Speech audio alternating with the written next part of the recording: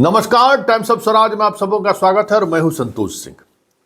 और आज हम टाइम्स ऑफ स्वराज में चर्चा कर रहे हैं कि नियोजित शिक्षक के लिए जो नियमावली बनी है और उस नियमावली के आधार पर जो परीक्षा का प्रावधान किया गया है कि भाई आप एक परीक्षा होगी, उस परीक्षा को पास कीजिए, तब हम आपको नियोजित शिक्षक से आपको हम विशिष्ट शिक्षक बना देंगे। जो शेड्यूल है अभी बिहार विद्यालय परीक्षा समिति अगर इस परीक्षा को कंडक्ट करती है तो जनवरी और फरवरी में उसका पहले से शेड्यूल निर्धारित है, मैट्रिक और इंटरमीडिएट का। फिर अभी जो STET का फॉर्म भरवाया है उन लोगों ने, उसकी परीक्षा निर्धारित है, उसकी परीक्षा भी जल्द लेगी। और फिर मार्च से इलेक्शन का प्रोसेस शुरू हो जाएगा। तो हमें लगता है कि जून से पहले अगर बिहार विद्यालय परीक्षा समिति को अगर ये जिम्मेवारी दी जाए तो हमें नहीं लगता है कि जून से पहले वो परीक्षा हो पाएगी। एक बात, पिछली बार जो परीक्षा इससे पहले जितनी STET या TET का जो परीक्षा हुआ था वो SCERT बिहार के द्वारा आयोजित किया गया था। उस अगर उन्हें जिम्मेवारी दी जाती है, फिर भी इस दौरान इतनी परीक्षाएं हैं, CBSE की परीक्षा है, तो स्कूल जहाँ सेंटर होगा उसको लेकर समस्याएं खड़ी हो सकती है। तो जो एक अनुमान लगाया जा रहा है कि आपको जून में परीक्षा हो सकती है। लेकिन बड़ा सवाल ये है कि आप जो दक्षता परीक्षा की बात कर रहे हैं या जिस परीक्षा के सहारे आप ले जाना चाहते हैं, हमें लगता है कि विभाग को ये बताने में, क्योंकि देख लीजिए भाई जितने शिक्षकगण हैं, आपका स्थिति ये है कि आपका जो जिला वाला जो शिक्षा है ना, पदाधिकारी, सबसे बड़ा दुश्मन वही आपका है। वो मुख्यालय तक सही फीडबैक नहीं दे रहा है, क्योंकि पाठक तक सही बातें नहीं पहुंच पा रही है। ये लोग एकदम नियोजित शिक्षक को विलेन बना दिया है। ऐसे लग रहा है जैसे ये लोग पाकिस्तान से आया हुआ है।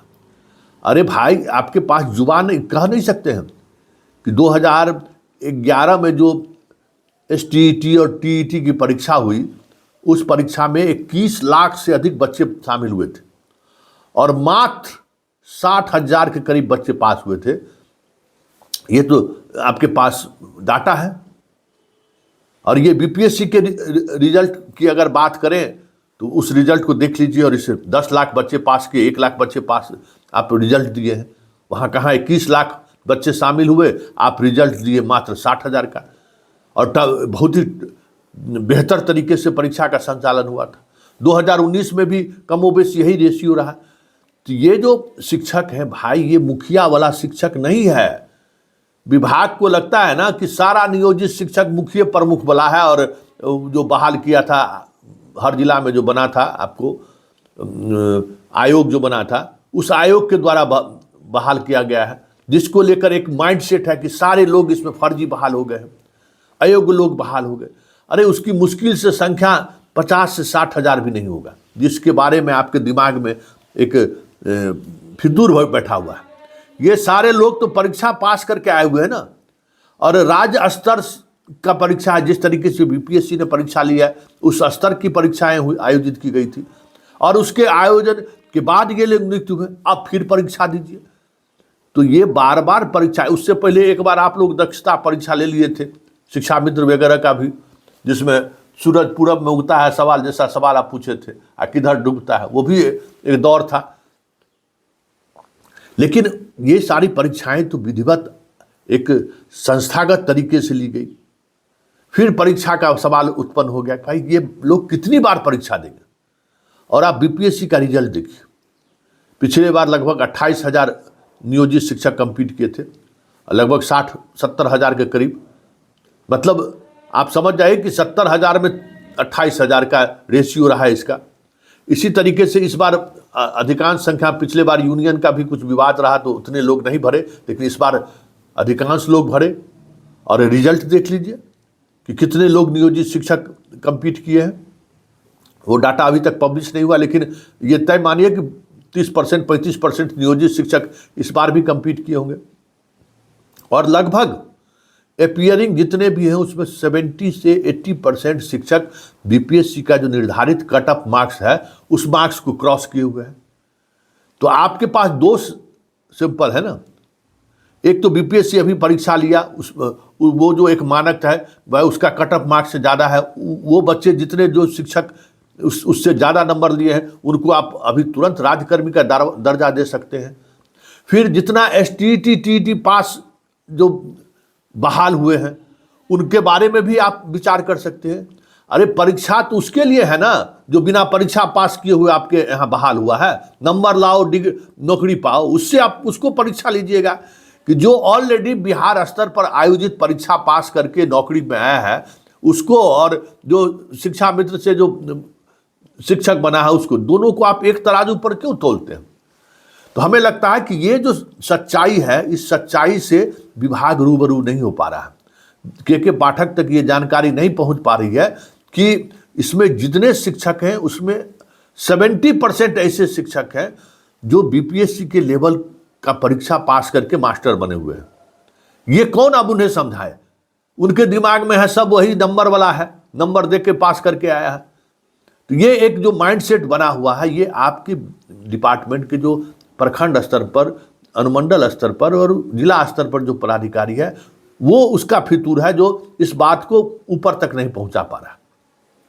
और यहाँ भी जो पटना में बैठे हुए अधिकारी जो लोग हैं वो तो सोचते हैं कि कब तक पाठक, जाने दो पाठक, उसके बाद तो प्रैक्टिस होता है, पैसा ले लेके जो है सो ट्रांसफर पोस्टिंग करेंगे, चलेगा। लेकिन ये बातें सरकार तक भी पहुंचनी चाहिए। आप लोग शिक्षा मंत्री तक ये बातों को पहुंचाइए, मुख्यमंत्री तक अपनी बातों को पहुंचाइए, के पाठक तक अपनी बातों को पहुंचाइए कि हम लोग जो शिक्षक हैं वो शिक्षक कोई डिग्री लाओ नौकरी पाओ वाला शिक्षक नहीं है। हम लोग शिक्षक हैं परीक्षा ऑलरेडी जो बीपीएससी लेवल का जो परीक्षा होता है उस लेवल का परीक्षा पास करके हम लोग टीचर बने हैं। और हमने अपनी क्षमता को दिखाया है कि बीपीएससी द्वारा आयोजित परीक्षा में भी हमारा 25 से 30%, 35% प्रतिनिधित्व रहा है। और अगर आप कट ऑफ मार्क्स की बात कीजिए तो 60 से 70% हम लोग ऐसे स्टूडेंट हैं जो कट ऑफ मार्क्स भी पार किए। मतलब नियोजित शिक्षक जितने एपीयर हुए हैं उस नियोजित शिक्षक में एपीयर में अगर आप गौर करेंगे जो कट ऑफ मार्क्स रखा गया बीपीएससी के द्वारा कि न्यूनतम हम इतने मार्क्स के आधार पर रहना ही रहना है, आप देखिए 70% से 60 से 70% नियोजित शिक्षक उस कट ऑफ मार्क्स को पार कर चुके हैं। तो आपके पास दो उदाहरण है, जिस दो उदाहरण के सहारे आप दक्षता परीक्षा लेते रहिएगा, सक्षमता परीक्षा आप लेते रहिएगा। ऐसे लोगों के लिए जो डिग्री लेके नौकरी लिया है, जो क्या कहते हैं जिला स्तर पर जो आप आयोग बनाए हुए थे, जो बेहतर स्टूडेंट है उसको न्याय मिलाने के लिए वो तो और फर्जीवाड़ा करके बहाल करके चला गया। ऐसे लोगों को लीजिए ना। लेकिन ऐसे लोगों को ना कितना बार ये लोग परीक्षा देगा बताइए? तो एक बार एसटीईटी टीईटी पास किया, फिर बीपीएससी का परीक्षा दिया, उसमें क्वालिफाई किया, अब आप फिर सक्षमता परीक्षा लीजिएगा। इसलिए हमें लगता है कि पाठक जी समग्र रूप से इस पर विचार करने की जरूरत है और थोड़ा पॉजिटिविटी की जरूरत है। ये शिक्षक लोग बेहतर है। हाँ, आप अगर आपके दिमाग में ये लग रहा है कि जब तक हम सक्षमता परीक्षा नहीं लेंगे तब तक हम इसको जिला कैडर में नहीं बदल सकते, आपका खुद का निर्णय ले लीजिए ना। आप एक निर्णय ले लीजिए कि भाई जितने लोग इस तरीके से पास हैं उनका कैडर अब नगर पंचायत या नगर परिषद या नगर निगम या फिर प्रमुख नहीं रहेगा, उसका पंचायत उसका जिला हो जाएगा। वो उसको आप कर सकते हैं और उसके सहारे आपको परीक्षा लेने की तब जरूरत बहुत कम लोगों को पड़ेगी, बहुत कम लोग बचेंगे जिसका परीक्षा आप लीजिएगा। तो वो भी एक परीक्षा लेना, उसकी तैयारी करना, एक बड़ी राहत आपको मिल सकता है। इसलिए थोड़ा बी पॉजिटिव, थोड़ा सकारात्मक होकर सोचिए। हमें लगता है कि बहुत बड़े समस्या का समाधान भी निकलेगा और शिक्षकों को जिस ट्रोमा में आप ले जाना चाह रहे हैं उस ट्रोमा से भी वो बाहर निकलेगा। हमें लगता है कि इस पर आपको विचार करना चाहिए।